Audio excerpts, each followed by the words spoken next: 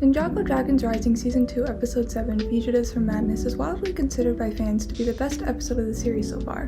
One of the head writers, Doc Wyatt, said it was his favorite episode of the series to write so far. It's definitely one of my favorite episodes.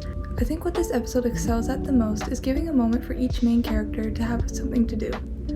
Every character has a notable storyline or scene in this episode, and almost all of these scenes are very good. I'm going to start by talking about some quick-fire thoughts about the episode, and then I'll get into some more detailed thoughts on every main character's role in the episode. So, I'll start by reading some of the notes I wrote while rewatching the episode. These are just going to be quick things that came to my mind while watching, so they might be a bit all over the place, but let's get into it. I love the music cue at the beginning. I really hope we get the whole Dragons Rising soundtrack on streaming soon. The mystery of the monasteries is an interesting plotline, and I actually have a little idea about that, and that maybe I'll get into in another video. I like the silly little flashback, but I feel like the flashback would have made more sense with Kai instead of Cole. Unless this was meant to take place during the earlier seasons, it would make sense that Cole would be that petty, but I don't feel like this is in character for him now. And I know the design changes, but we all know it's just the default models they use because of the Lloyd flashback in Season 1, so this story could have taken place during any season. The line drop of Cole wondering where Jay is perfectly helps build the suspense more, since us, the audience, have seen where Jay is now in the last season, so it's like we just want to scream at the screen and tell them where he is.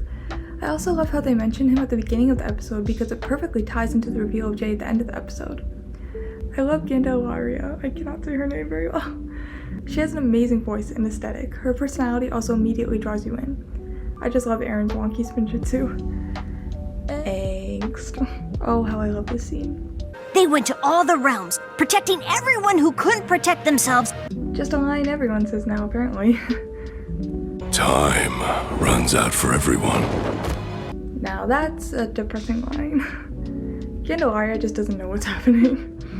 I love Candelaria's animation. Her glasses falling down her face when she recognizes Bonzo. It's also so incredibly sweet how she recognizes Bonzo immediately. I love this scene so much. On to explaining how time works for the Source Dragons is really compelling, and it's explained very well. The vision scenes are always executed so well. This is the first time the Forbidden Five are seen in the vision. They look so cool and intimidating. I love Sam Vincent's line delivery here. The Blood Moon! It's so close! It's almost here! Cole and Zane just awkwardly standing there, that's so me. This scene is honestly kind of boring because we already know this stuff, but Candelaria's personality helps keep me engaged. She sounds Australian when she says conquer. Conquer! I love the administration. It's kind of funny how they're just coming after Zane. Like, what about Lloyd and Erin? Yes, nearly 9%. I feel I could have gotten it to 10, but Lloyd and Erin rescued me before I could finish. Dude, Zane, why do they do this to you? You wouldn't care that much about increasing efficiency when the world is in danger. Like, come on. Sibling moment. They just snap right into it, I love it. Seeing their kid designs is so cute. Amazing theme. Rising Dragon is so beautiful. His eyes glowing when he lands is so cool. I love how the first thing he does is thank Nia. One of my favorite group shots ever. Kai finally got justice. I like how Eagle admits he was wrong and how he says that he thinks Rising Dragon can continue to be passed down. It shows the trust he has gained in the ninja. The Blood Moon sets a really cool and intimidating aesthetic. That transition was so smooth. The administration is so goofy. Dude, do they not have Nindroids at the administration? Leave Jiro alone. I do like how the administration's own rules work against them. Oh, madness, am I right? I love the administration's theme. Again, when is it going to be on streaming? I like how Zane keeps shutting them down with the forms. If Sprite is Wu, does that imply that Wu knew Candelaria? The action here is really cool. Product placement! I love how Candelaria uses magic. Jay! I love this scene. His voice is not very intimidating. I love how they end the episode like that, such a great cliffhanger. It immediately entices you and then cuts off perfectly so you'll be eager to watch the next episode. Yo, I'm just watching clips while I record this and oh my gosh, the lighting is so good. I can't. The animation is beautiful. It's breathtaking. What the heck?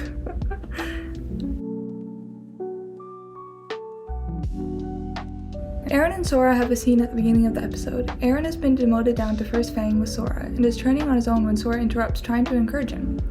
Eren Eren immediately sees it as Sora making fun of him as his self-esteem has become so low.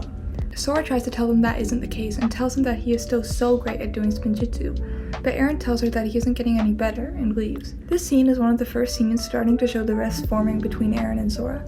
Sora is trying to encourage her friend, but Eren is feeling so bad about himself that he can't see that she's still on his side. I think it's a really great scene and fits just perfectly in this episode. I guess you can also count this as a Ryu scene because Ryu is there and he looks concerned about Eren. Ryu is a part of the main cast, so it's good that he's sharing an emotional look with Sora. I like how it also shows how restless Eren is becoming over not getting any better because he feels the weight on his shoulders as a new ninja. The next scene is another scene with our other new ninja, Wildfire. I love seeing Wildfire interact with Eagle because he's a dragon that can actually talk. She grew up with regular dragons, so it's interesting to see her actually have a conversation with a dragon. I like that it takes a while for a dragon that can talk to warm up to Wildfire, as she usually gets along with every dragon she meets right away. I love their dynamic together, and Wildfire always steals the scene. I also love how Wildfire gives us the lore dump on Eagle. It shows how important Eagle and Rontu are to all the other dragons.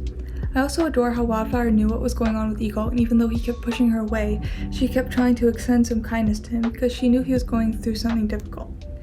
I like how he warms up to Wildfire at the end of the scene, and Wildfire's excitement when he starts to indulge in the conversation is so cute.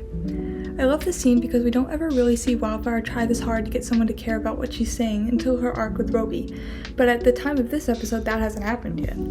Wildfire usually doesn't care what anyone thinks about her, and having her actually care about what Eagle thinks of her being raised by dragons and all shows a more human side of her. I like how there's someone on the team now who is actually raised with all this dragon lore, and it brings another level of knowledge to the group. Wildfire might be one of the most complex characters in the show when you really look at her character deeper. I think this scene might be one of the best of the series. I also like the weight of the story where a character has a disease, and even though it's scarcely mentioned, if you have ever dealt with a disease or had a family member or friend with a disease, this scene probably resonated with you very deeply. It's an important storyline, and I like how they don't make it too dramatic, but they just show the caring that comes in situations like this, because small moments like this really are the closest to reality in these types of situations. All the new ninja get a moment to develop their characters and or arcs, and I think both of the scenes I've talked about so far are absolutely great scenes.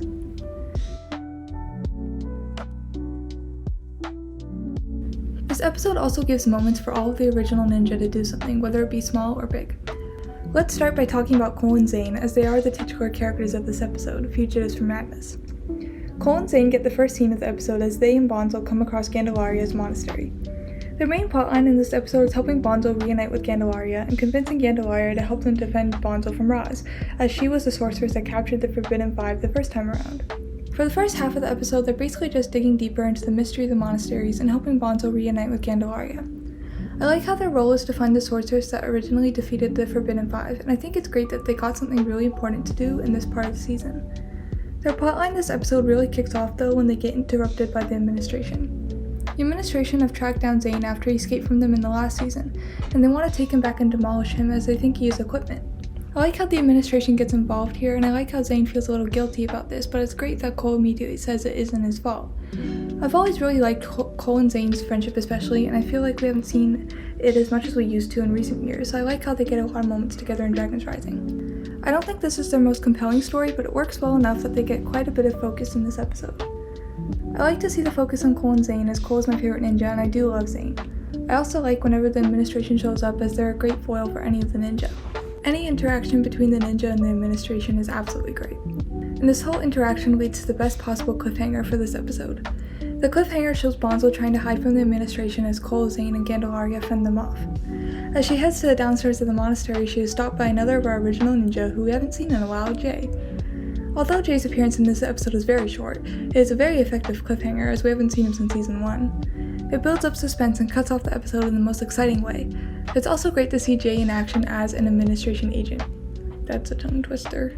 Now let's move on to our last 3 original ninja. Let's check on Lloyd. Lloyd's main scene in this episode is one of my favorites of the whole series so far. In this scene, Lloyd is talking to Rontu about his visions. I love it so much because the way Lloyd is describing it is so similar to how anxiety is actually like. I love how his storyline with the visions could be parallel to real life struggles with anxiety. It is extremely relatable to me and all works so well for his character. I love the way Rontu explains everything about Lloyd's visions to him. It's just very meaningful to me. I think this whole scene is just expertly done. The writing is so understanding of anxiety and how it works, which is just amazing to be communicated through a kid's show. I love how another vision hits him as he is talking about how nerve-wracking they are. The visions are always very well done, and it sets up so much interesting stuff for the rest of the season. I do think the line in the vision where Cole says, "but that would kill him," is a bit underwhelming. He ends up saying it immediately later on in the episode, and I think I found it underwhelming because it's such an intense line that I thought it was going to happen in the finale or something.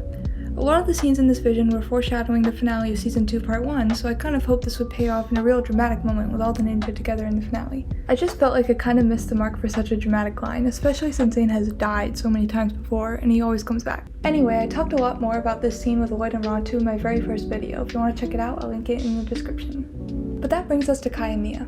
I love how the scene kicks off with a frustrated Kai. It's so true to Kai's character, and I love to see it. It also cements just how hard learning Rising Dragon actually is, as Kai is having a hard time with it, even though he is one of the original ninja. It reminds me a lot of how frustrated Kai became in Season 1 over not knowing how to unlock his true potential.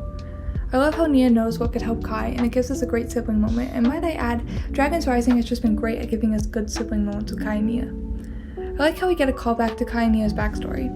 I feel like Kai's been a lot more reminiscent and nostalgic in recent seasons, and I like that quality of his character. It adds another layer to him. Oh, layers! Onions have layers. Ogres have layers. Onions have layers? You get it. We both have layers. I like how Eagle agrees to Nia's idea of letting them try Rising Dragon together, even though he doesn't have a lot of confidence in it. The sequence cutting between them trying to unlock Rising Dragon together to flashbacks of them playing their favorite game as kids is very well done. The score is also just amazing. Every aspect of the scene combines to result in the perfect moment of Kai unlocking Rising Dragon. The moment is absolutely fantastic and works so well. One thing that does confuse me about this scene is that the moment is so clearly linked between Kai and Nia's shared memory, so I don't get why Nia wouldn't unlock Rising Dragon as well. I do like how she unlocks it later in the season, and I guess they were waiting for that moment to have another sibling payoff, but I don't know, I guess I just don't really get the logic here. I guess it could also be an indicator of their personalities. As I mentioned, Kai does seem to be a bit more nostalgic and reminiscent in recent seasons. However, Nia does not share the same nostalgic quality to the level that he does, so maybe that's why she does not unlock Rising Dragon when reminiscing on the past. No matter, I do love how Kai unlocks Rising Dragon first. This scene culminates in the perfect shot to summarize this episode, which is a group shot of the ninja celebrating Kai's achievement. Seeing almost all of our ninja together in one shot shows us the culmination of what I think this episode was trying to accomplish, giving every character a chance to shine. It shows us how much of an ensemble show this really is. The show is dependent on these characters' relationships to each other first and foremost over whatever situation these characters are dealing with. Dragon's Rising wouldn't be so compelling without the dynamics of students and teachers or siblings or friends. The show has every other aspect you need from a show, an interesting plot, individual character arcs, but it really shines because of its core, the relationships between the ninja, new and old. Overall, I think Fugitives from Madness is still one of the best episodes of the series so far. I think the main thing it excels at is giving every one of our main characters a moment to shine. Whether it be a short moment or a moment of substantial focus, the show is really at its best when everyone gets a moment to shine.